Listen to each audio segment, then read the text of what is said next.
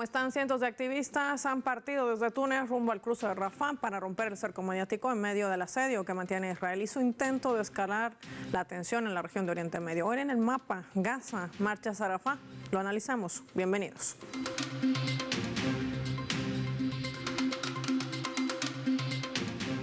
Por esta razón vamos a desplegar nuestro mapa y revisar algunos datos claves para entender todo este panorama. Marcha mundial contra el genocidio en Gaza.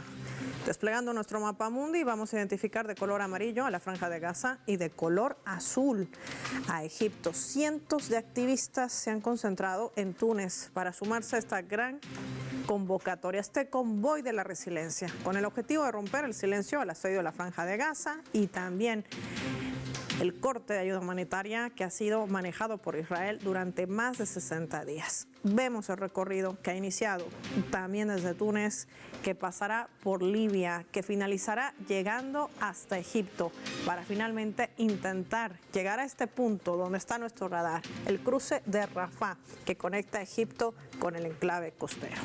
Hay que decir también que en medio de todo esto se habla de recorrer una distancia de 45.7 kilómetros y luego van a acampar durante 72 horas. ¿En qué se traduce esto? Van a caminar 3 días consecutivos por el desierto para intentar llegar hasta este cruce fronterizo. La denominada Marcha Mundial es este movimiento internacional de solidaridad, la cual ha comenzado a planificarse desde el mes de abril y estará acompañada por más de 10 millones de activistas, defensores de la causa palestina que vienen de 54 países del mundo. Vamos a sumar más datos a nuestro mapa. También en nuestro mapa les vamos a compartir estas imágenes, fotografías de la denominada ayuda humanitaria que maneja el régimen sionista de Israel, donde organizaciones internacionales amparadas por Estados Unidos y la ONU han denunciado la efectividad de esta ayuda, supuestamente, pero aquí hay denuncias de que la comida una vez más se está utilizando como un arma de exterminio contra la población palestina. Se han registrado en las últimas horas y días ataques concretos, sobre todo en asentamientos donde las oficinas humanitarias que tiene a la cabeza Estados Unidos han servido para captar a palestinos hambrientos que llegaban, así como ven, entre ollas, vasijas, para rescatar algo de comida alimentaria, pero en ese momento se acercaban los drones de Israel. ¿Para qué? Para emprender un fuego intenso y asesinar a varios de los palestinos. Esto está marcando sin lugar a dudas, sobre todo en este corredor, el de Netzarim, identificada en nuestro mapa, que divide la franja del este con el oeste del enclave costero y que sigue bajo el control de las tropas sionistas de Israel. Un panorama complejo y se quiere romper todo este cerco, no solamente mediático, sino también político y hasta de presión internacional contra los activistas, contra el pueblo palestino y del otro lado con quienes exigen que estos ciudadanos se les permita vivir en paz y en su territorio. De esto y más vamos a hablar con nuestro invitado. Ya lo tenemos en directo hoy en el mapa. Nicolás Hadwa nos acompaña en directo vía telefónica para el mapa. Qué gusto tenerlo en Telesur. Él es experto en temas de Oriente Medio. ¿Cómo estás, Nicolás? Bienvenido. El gusto es mío, muy amable por la invitación. Muchas gracias. Nicolás, gracias por atendernos la llamada. Es importante entender sobre todo este gran movimiento, un convoy que está reuniendo a cientos de miles de activistas, en su mayoría apolíticos, hay que decirlo así, que se han autoconvocado en este convoy denominado de la resiliencia. Han salido de Túnez, se siguen congregando en su camino hasta llegar a Libia y de Libia intentan llegar a Egipto, a este paso fundamental fronterizo que es Rafah, para romper dos aspectos fundamentales. Por un lado, ese cerco mediático, que se detenga el genocidio, y por otro, que se permita el ingreso de ayuda humanitaria.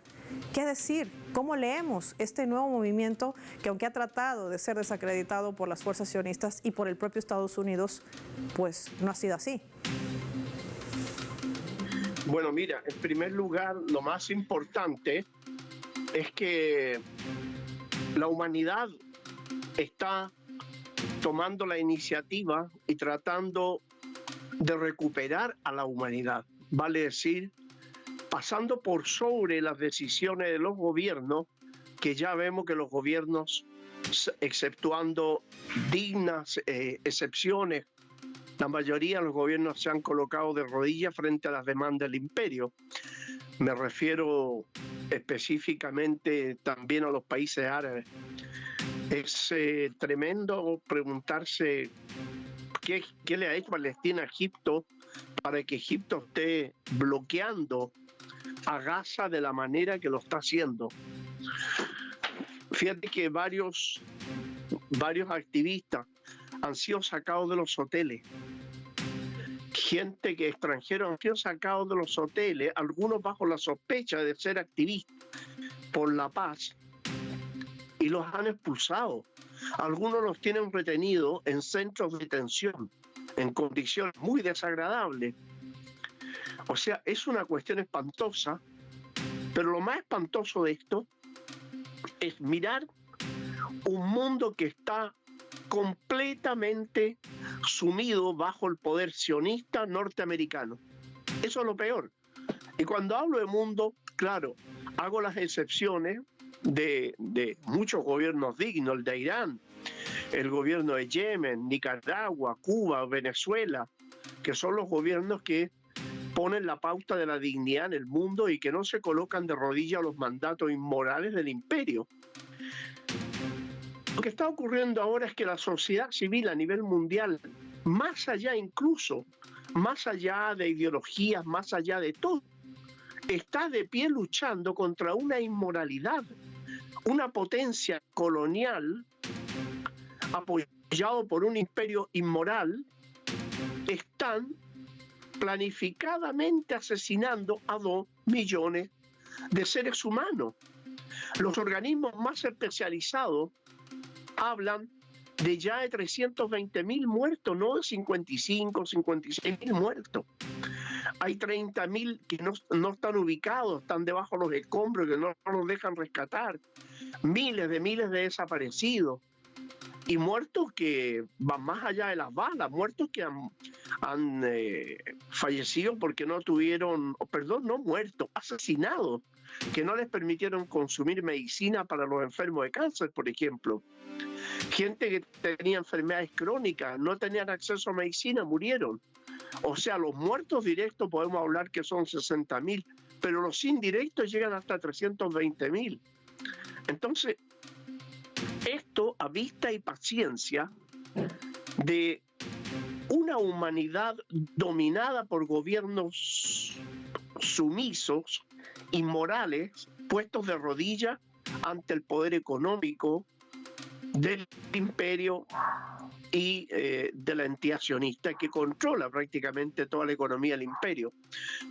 Entonces es brutal lo que estamos asistiendo, es brutal. Nicola, mientras tú nos reseñas estos datos que no dejan de ser preocupantes y que se traducen también en una denuncia flagrante contra cientos de civiles que de manera voluntaria han acudido a este llamado, este convoy de la resiliencia para sumarse, para romper ese cerco, no solamente mediático, bien lo reseñas, sino también humanitario que utiliza Israel para seguir presionando a un pueblo gazatí a que abandone su territorio o de lo contrario seguirá siendo masacrado, como bien lo reseñas en esas cifras que lamentablemente se incrementan. Varios de estos cuerpos ni siquiera han podido ser recuperados entre los escombros. En medio de eso se conoce que hace nada, más que unos minutos, se ha vuelto a bombardear el enclave costero. No es la primera vez. Esta vez más de 52 palestinos han sido asesinados y se atacan también la fibra óptica para mantener incomunicada a Palestina, para que la verdad de lo que sucede allí no salga de las fronteras de este enclave costero, de este gueto que se convierte en una cárcel de cielo abierto controlada 100% por los efectivos de Israel. ¿Por qué atacar los medios de comunicación y sobre todo preguntarte, ¿será que ya Israel podrá esconder o más bien le interesa que se publique su plan, su estrategia de exterminio étnico y su genocidio hacia el pueblo palestino? Mira, yo le agregaría a lo muy bueno que has dicho tú, le agregaría casi 250 periodistas asesinados intencionalmente, francotiradores exclusivamente dedicados a matar periodistas. El francotirador no mata por error, mata por horror, por inmoralidad, por indecencia. O sea, aquí no se quiere, no se quiere decir la verdad, no quiere que la verdad salga a la luz, pero esto es del año 1948, y esto no es el primer genocidio. El primer genocidio ocurrió en el año 48, cuando las hordas sionistas, ojo, las milicias sionistas, las primeras, fueron entrenadas por oficiales nazis. Y con esos oficiales lograron desocupar a más de 500 poblaciones palestinas, pueblos, villorrios, ciudades. Asesinaron a decenas y decenas de miles. No es primera vez. El Estado sionista es el Estado que más crímenes de guerra ha cometido a lo largo de la humanidad. Entonces, y han mentido durante toda la vida. Esto no es una guerra árabe-israelí, eso es falso. Egipto es árabe y Egipto, mira tú cómo combate a los palestinos. Esta es una lucha del pueblo aborigen palestino en contra de ocupantes europeos apoyados por la OTAN y el imperio. Esa es la realidad. Y muchos gobiernos árabes traicionando activamente. Arabia Saudita, los Emiratos, Bahrein. Mira lo que ha hecho los Emiratos, enviar ayuda médica y que curiosamente todos los dejaron entrar y resultó que eran informantes y le entregaban la información al ejército israelí. Entonces, es horrible lo que pasa ahí. Es un corte de caja de un pueblo que heroicamente resiste porque se le quiere expulsar, porque no nos olvidemos que Donald Trump de repente descubrió que Gaza era muy bonito y ahí se podían hacer resorts. Él podía construir centros de veraneo para turistas ricos del mundo, entonces él aspiraba con todo eso. Incluso tuvo el descaro de presentar maquetas al respecto de eso. Entonces estamos asistiendo a una pérdida de valores gigantesca. Un pueblo entero, 2.300.000 habitantes, que quieren asesinarlos, matarlos por hambre, por bala, por bombas, para construir centros de veraniego para la especulación. Es impresentable, es inaceptable que en pleno siglo XXI esté ocurriendo esto y tratan de adormecer a la humanidad. Afortunadamente, estos pacifistas, esta gente digna que va a apoyar al pueblo palestino, está también rescatando lo que queda de la humanidad, la decencia de la humanidad que quiere ser ocultada por medio de no permitir la información, por medio de asesinar a los periodistas. Es impresentable lo que está ocurriendo en pleno siglo XXI.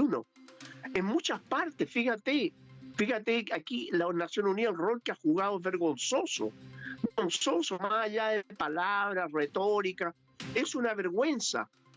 Decenas de años que todos los años, uno a uno, se determina que el bloqueo a Cuba es inmoral y que debe terminar el bloqueo a Cuba. Todos apoyan eso, pero nadie lo cumple. Y nadie hace que los europeos y los norteamericanos lo cumplan. El bloqueo que hay sobre Venezuela también es una agresión de acuerdo a la propia Carta de las Naciones Unidas. Bloquear, amenazar, encerrar a un pueblo, ya sea comercialmente, ya sea militarmente. Sí. Y Nicola, con esto que tú nos dices, que no deja de ser interesante, prácticamente entonces nos estamos enfrentando a una misma estrategia, que tiene un mismo objetivo, que está trazado por ese sionismo, por esa xenofobia. ¿Qué nos dirías sobre esto? Así es. En este momento, fíjate, la gente debe saber lo que está pasando, en qué sentido. Que el sionismo internacional, que pasa casi desapercibido a muchos, porque muchos cuando acusamos al imperio, detrás del imperio, quien maneja el imperio desde sus entrañas, es el sionismo que controla 52.000 transnacionales, el 100% del capital financiero y bancario de Europa y el 100% del capital usurario, comercial y bancario de Estados Unidos, controla toda la banca latinoamericana, toda la banca europea, exceptuando Rusia, y puede imponer a los gobiernos lo que nosotros vemos que le imponen: un silencio inmoral en medio de una carnicería inaceptable, pero los gobiernos se colocan de rodillas, excepto aquellos gobiernos dignos que he mencionado, como el gobierno venezolano, cubano, nicaragüense, en fin, los de Burkina Faso, Malí, Níger. que han protestado ante este genocidio. La humanidad tiene que sacudirse de esta metodología de funcionamiento, en el sentido que si el pueblo del tercer mundo no se somete, no regala su riqueza, entonces te matamos, te bloqueamos, te destruimos. O sea, esa lógica tiene que terminar en la humanidad, desgraciadamente. Quiero agradecer como siempre a Nicolás Adua por habernos acompañado, atendido la llamada telefónica en el mapa, ayudados a entender el impacto que tiene la salida de este convoy de la resiliencia que ha partido desde Túnez, que sigue su trayecto hacia Libia y que llegará hasta Rafah, este cruce fronterizo que une Egipto con el enclave costero, para romper ese cerco mediático y sobre todo exigir el levantamiento de ese bloqueo humanitario hacia más de 2 millones de palestinos. Marquemos una pausa, al regreso hablamos de los desafíos y sobre todo la estrategia que se traza Israel en la región de Oriente Medio, y lo hacemos con nuestra escala.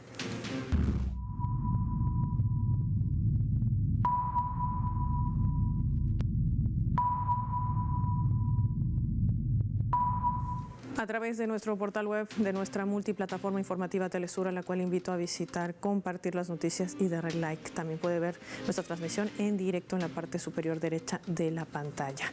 Está titulando de la siguiente manera: denuncian ataque y secuestro ilegal de la Flotilla de la Libertad por Israel. La activista ambiental sueca Greta Thunberg denunciaba ya en París, la capital de Francia, que ella y otros 12 pasajeros de esta flotilla, miembros de esta tripulación, fueron atacados y secuestrados de manera ilegal por el ejército de Israel y trasladados hacia territorio palestino ocupado en contra de su voluntad. Son declaraciones que realizaba durante una escalada en el aeropuerto, donde se dirigía justamente deportada hasta Suecia tras ser detenida, retenida, secuestrada, como denunciaba ella el pasado domingo, y en realidad cuando marcaban las 2 de la mañana del lunes 9 de junio. Esta embarcación, denominada Madlin, formaba parte de esta Flotilla de la Libertad y tenía como único objetivo, escúchese bien, llevar algo de alimento y medicinas básicas para estos palestinos que no reciben comida, que se utiliza la comida como un arma de destrucción, de exterminio étnico.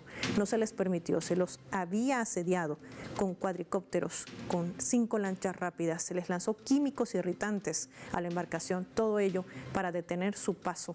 Y esta flotilla transitaba por aguas internacionales. Ese es el panorama de lo que traza Israel en la región de Oriente Medio contra el pueblo palestino. De esto y más hablamos al volver.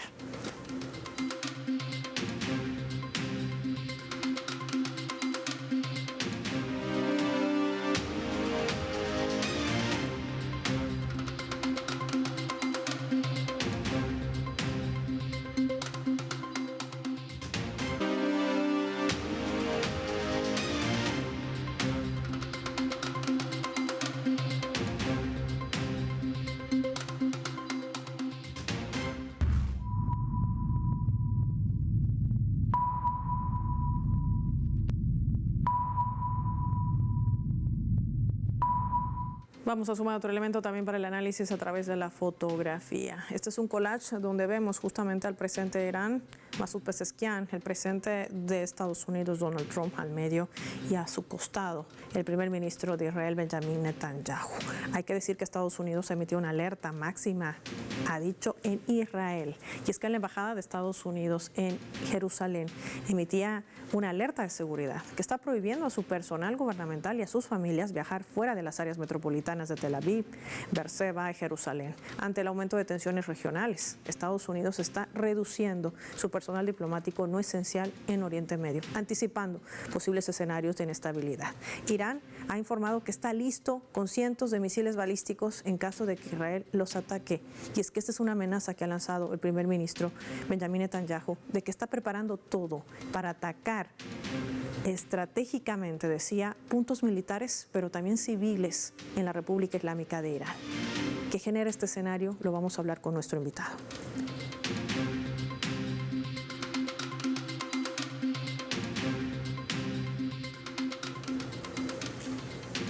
Vamos a recibir desde México, nos acompaña Daniel Abundis, experto en temas de Palestina, también de Israel, analista geopolítico. Qué gusto tenerte en el mapa, Daniel, bienvenido. Hola Paula, qué gusto saludarte como siempre a ti y a toda nuestra audiencia en Telesur. Daniel, ¿causa suspicacia o no el hecho de que media negociación indirecta entre Estados Unidos e Irán por el acuerdo de un pacto nuclear persa, hay que decirlo así, pues Israel nuevamente amenaza con atacar posiciones no solamente militares, sino también civiles contra la República Islámica de Irán. ¿Qué mensaje le quiere dejar a la administración de Trump o al mundo?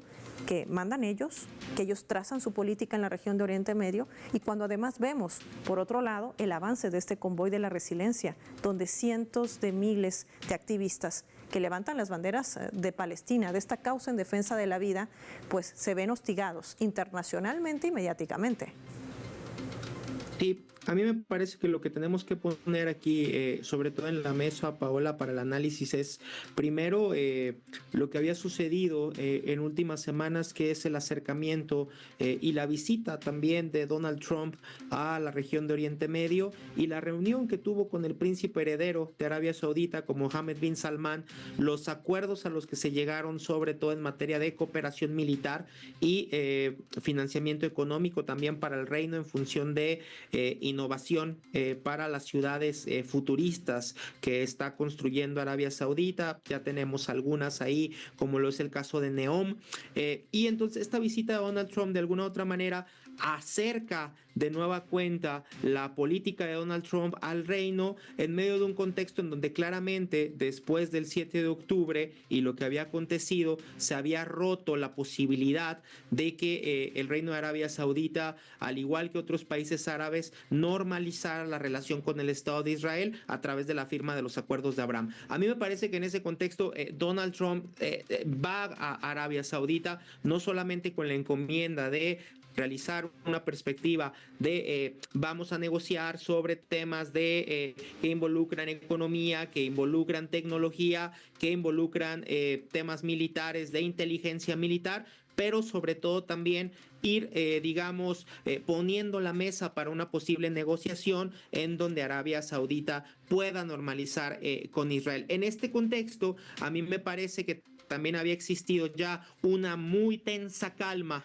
particularmente hacia la República Islámica de Irán, después del asesinato de Hassan Nasrallah, el líder de Hezbollah, después de los acontecimientos en el sur del Líbano, en donde pues sabemos de las intervenciones constantes por parte del Estado de Israel, y también hay que decirlo así, en medio de una constante amenaza por parte del Estado de Israel hacia la República Islámica de Irán. Entonces, a final de cuentas, me parece que Irán, de nueva cuenta, marca esta narrativa, marca esta línea, no solamente de cómo ellos pueden delinear la política regional dentro del contexto de Medio Oriente, pero también a mí me parece muy importante no dejarse amedrentar por un Israel que ciertamente está siendo cada vez más señalado por parte de la comunidad internacional, no solamente por la situación mediática de la barcaza con ayuda humanitaria hacia Gaza, pero sobre todo también por la gran cantidad de violaciones a los derechos humanos, al derecho internacional en torno a las últimas semanas, tanto en Gaza como en la Cisjordania ocupada también. Ahora, ya para finalizar, Daniel, no puedo dejar de preguntarte qué escenario se avisora de aquí en más, sobre todo tomando en cuenta estos aspectos que marcan una política de Donald Trump bastante debilitada o quizás supeditada mucho a la estrategia que maneja, por ejemplo, el primer ministro de Israel, Benjamin Netanyahu. Totalmente, vemos a un Donald Trump rebasado por problemas internos, hay que decirlo así, lo que aconteció particularmente el fin de semana, ¿no? Yo lo decía coyunturalmente hablando, por un lado lo que estaba pasando entre Rusia y Ucrania, pero por otro lado también las protestas multitudinarias en Los Ángeles, California, y por otro lado pues todo el seguimiento que se le estaba dando a Greta Thunberg y las demás activistas que procuraban llegar con la ayuda humanitaria al enclave costero palestino, y por otro lado pues un Donald Trump que desafortunadamente sigue atendiendo, hay que decirlo así, lo voy a decir, a los caprichos políticos de Benjamin Netanyahu, y esto de alguna otra manera le puede pasar factura al interior de su gobierno. Ya lo hemos visto por la cantidad de protestas multitudinarias que se han venido reproduciendo no solamente en el espacio público, pero otra vez en las universidades norteamericanas, reclamando particularmente no solamente el cese al bloqueo bloqueo en Gaza, pero también una crítica y las sanciones que tendrían que venir al Estado de Israel por el recrudecimiento en la violencia que se ha venido dando, particularmente el último mes, en donde desafortunadamente siguen perdiendo la vida civiles, en donde Gaza se encuentra devastada y en donde Israel está violentando el derecho internacional, ahora también utilizando el hambre como arma de guerra, lo cual también es bien importante mencionar con estas tristes situaciones en donde además ya vimos que Benjamín Netanyahu está financiando grupos paramilitares que no responden a la lógica de las fuerzas de defensa israelíes para atacar a palestinos y también para contrabandear con ayuda humanitaria, lo cual pues obviamente también deja muy mal parado a Donald Trump, que sigue con esta simbiosis con Benjamín Netanyahu, pero que a mí me parece le puede pasar factura, particularmente por la coyuntura que atraviesa actualmente Estados Unidos. Paula.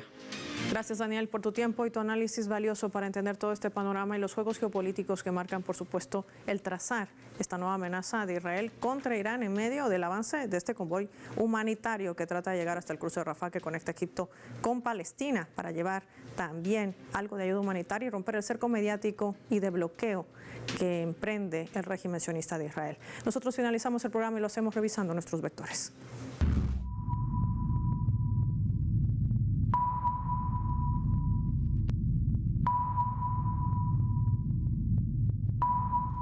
Nuestro radar en el mapa hoy nos refleja las tres claves sobre este tema. 1. Convoy. La causa palestina se fortalece en el mundo pese al cerco mediático y las presiones internacionales que ejerce el sionismo y sus aliados internacionales. El objetivo de cientos y miles de activistas que han partido desde Túnez es llegar a Rafah después de 3 días de una caminata por el desierto, luego de acampar y manifestarse para que los camiones de ayuda humanitaria puedan ingresar al enclave costero y llevar alimento e insumos médicos. 2. Ataque. Israel una vez más quiere atacar Irán con 2 objetivos: dejarle claro al mundo que es el sionismo quien traza la política de Estados Unidos hacia Oriente Medio y evitar una vez más que se alcance un acuerdo entre Estados Unidos e Irán sobre su programa nuclear. Hay que poner énfasis en que Donald Trump se muestra como un gobierno débil que sucumbe ante los caprichos de la administración de Benjamín Netanyahu. 3. Arma letal. Así utiliza Israel esta ayuda humanitaria con la complicidad de Estados Unidos como un arma de guerra, con ese paraguas de sus aliados europeos que se jactan de apoyar al sionismo. La gran pregunta: si los políticos del mundo no hacen nada, hay más de 8.200 millones de personas en el mundo que no van a seguir tolerando que se siga matando de hambre a 2.1 millones de palestinos en Gaza. Soy Paola Pérez y nos vemos en una próxima edición del Mapa.